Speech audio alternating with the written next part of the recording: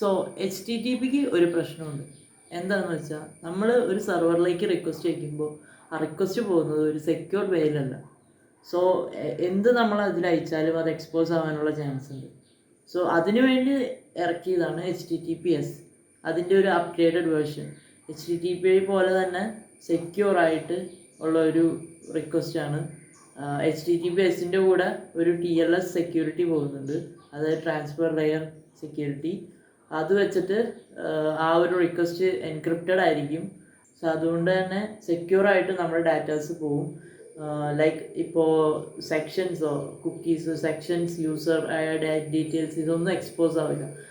HTTPയുടെ പ്രശ്നം എന്ന് വെച്ച് കഴിഞ്ഞാൽ നമ്മളിപ്പോൾ ലെറ്റ്സ് സേ നമ്മൾ ഫേസ്ബുക്കിൽ ലോഗിൻ ചെയ്തെന്ന് വയ്ക്കുക. നെക്സ്റ്റ് ടൈം ബ്രൗസർ ഓപ്പൺ ചെയ്യുമ്പോൾ അത് ഓൾറെഡി ലോഗിൻ ആയിരിക്കും. അത് ബിക്കോസ് ഓഫ് സെക്ഷനാണ്, അതായത് ലോക്കൽ സ്റ്റോറേജിൽ സ്റ്റോർ ആവുകയാണ്. ഫോണിലാണെങ്കിൽ ഫോണിൻ്റെ ലോക്കൽ സ്റ്റോറേജിൽ, അല്ലെങ്കിൽ ബ്രൗസറിലാണെങ്കിൽ ബ്രൗസറിലെ ലോക്കൽ സ്റ്റോറേജിൽ അത് സ്റ്റോർ ചെയ്ത് ആ സെക്ഷൻ അവിടെ കിടക്കും. സോ ഈ റിക്വസ്റ്റ് എപ്പോൾ സെൻഡ് ആയാലും ആർക്കുണ്ടെങ്കിൽ ഇൻട്രപ്റ്റ് ചെയ്തിട്ട് ആ സെക്ഷൻസും കുക്കീസ് ആക്സസ് ചെയ്യാൻ പറ്റും. സോ സെക്യൂർഡ് ആയിട്ടുള്ള വേർഷനാണ് HTTPS.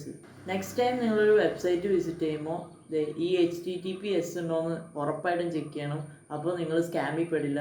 വിത്തൗട്ട് HTTP ആണ് ഏതൊരു ആളും ഫിഷ് ചെയ്യാൻ വേണ്ടി യൂസ് ചെയ്യുന്ന വെബ്സൈറ്റ്സ്.